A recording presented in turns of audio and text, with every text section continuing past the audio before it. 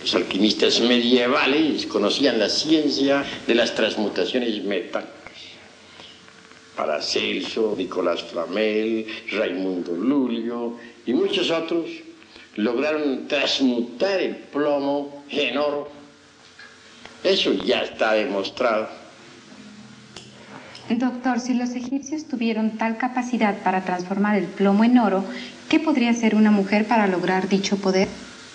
Indubitablemente, la mujer tiene los mismos derechos del hombre y llega a las mismas alturas. Yo conozco mujeres alquimistas que han logrado la transmutación del plomo en oro. Obviamente la mujer tiene que estudiar la ciencia hermética, el arte hermético. Los árabes llevaron tal ciencia a Europa. En la Edad Media hubo furor por esa ciencia. Millares de hombres serios se dedicaron al estudio de la alquimia. Recordemos a Abate Tritemo, el maestro de Paracelso y de Cornelio Agripa, gran alquimista. Así también hubieron otros de ellos muy famosos, como el señor Luis de Estizac y como el muy notable conde San Germán. Doctor, ¿cómo es posible que la ciencia moderna, siendo tan poderosa, realizando viajes a la luna, etcétera, no haya sido capaz de descubrir el secreto de la transmutación de los metales en oro? La ciencia moderna tiene maravillosos inventos, como son la televisión, la radio, etcétera, etcétera, etcétera. Pero se ha olvidado de la ciencia alquimista antigua, la ha subestimado y considero que ahí está el error. Bien vale la pena que los hombres de ciencia moderna vuelvan otra vez a la alquimia. Obviamente la ciencia de Hermes contiene sorpresas extraordinarias. Bien vale la pena no solamente transmutar el plomo en oro, sino también lograr el famoso elixir de larga vida. Actualmente hay quienes inventan sueros para alargar la vida, pero a pesar de todo los hombres más famosos mueren rodeados de ilustres científicos. Doctor, finalmente díganos, ¿qué es la transmutación? Con el mayor gusto voy a responder a Aida algo sobre la transmutación. La transmutación es la ciencia maravillosa que nos permite cambiar una sustancia en otra. Por ejemplo, si transmutamos plomo en oro, ahí hay transmutación. Uno puede transmutar, por ejemplo, las fuerzas maravillosas del sexo en voluntad, en conciencia, en sabiduría, en amor, etc. Ya Sigmund Freud en el psicoanálisis se ocupa de la transmutación sexual. También es posible transmutar un metal en otro. Científicos actualmente lo hacen mediante la ciencia atómica, pero hacer oro actualmente resulta más caro que legítimo. Sin embargo, los alquimistas medievales, mediante conocimientos secretos que se han perdido hasta nuestros días, conseguían transmutar plomo en oro.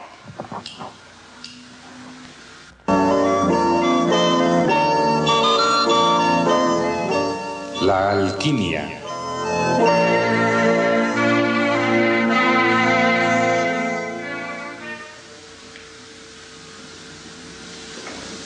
Hace más de 700 años existió un hombre muy peculiar, Raimundo Lulio, nada menos el creador de una máquina pensante que fue hecha bajo los principios de la teoría cabalística de los gnósticos y que de hecho no se diferenciaba casi en nada de una moderna computadora. ¿Es cierto, doctor, que Raimundo Lulio, a pesar de que han pasado 700 años, aún sigue viviendo? Y si es así, ¿cómo lo ha logrado? Bueno, Raimundo Lulio conoció la ciencia de las transmutaciones metálicas. Transmutaba plomo en oro. Tuvo también en su poder el elixir de larga vida. Desafortunadamente, Raimundo Lulio murió antes de poder hacer uso de tal elixir. En cambio, Nicolás Flamel, que fue contemporáneo, sí logró en verdad el elixir de larga vida. Su esposa Perinay también lo logró. De manera que esta pareja aún vive todavía en el Indostán y gozan de perfecta salud, como lo declarara hace poco un derviche en Turquía, un derviche inmortal. Hay pues hombres inmortales. Nicolás Flamel fue uno de ellos. Raimundo Lulio, aunque tuvo el secreto, no lo logró, porque murió antes de poder hacer uso de su secreto.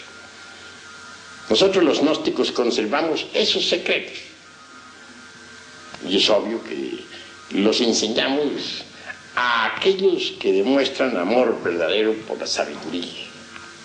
Sin embargo, tales aspirantes deben ser sometidos a rigurosos estudios y a terribles pruebas.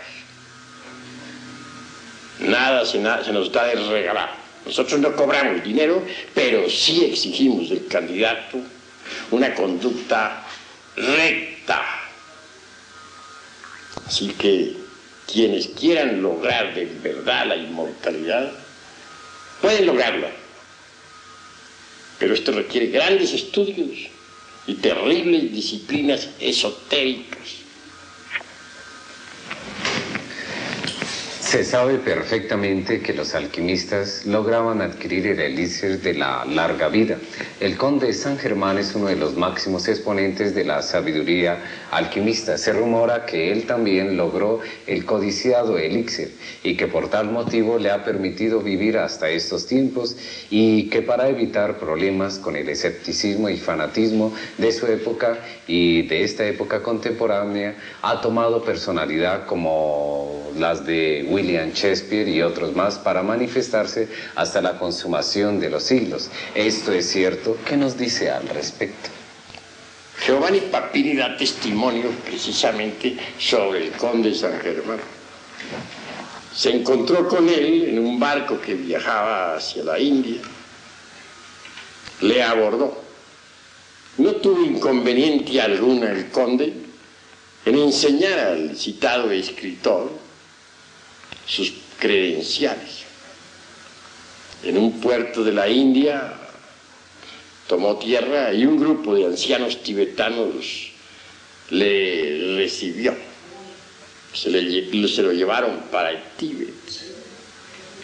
Esto sucedió por allá en el año 1939.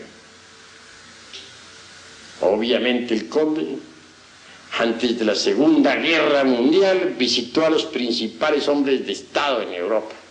Les aconsejó, les insinuó la idea de desistir de la guerra. Vive todavía el conde a pesar de los innumerables siglos.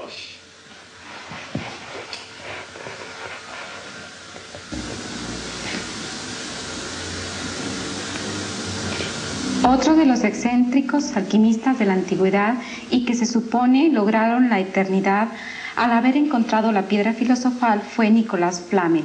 ¿Qué nos puede usted decir al respecto? Bueno, Nicolás Flamel, gran sabio alquimista, grabó en los muros invictos del templo de Nuestra Señora de París símbolos magníficos, alegorizando las distintas etapas de la alquimia. Él enriquecía a Europa con sus fundaciones y sin embargo se conservaba pobre. Nicolás Flamel ha sido pues un hombre enigmático. Como ya dije, vive en la India actualmente junto con su esposa Perinay. Posee el elixir de larga vida y la piedra filosofal. A muchos podrá parecerles exagerado lo que estamos diciendo. Obviamente esta clase de declaraciones están fuera del ambiente en que nos encontramos. Pero la verdad es la verdad y hay que decirla cueste lo que cueste.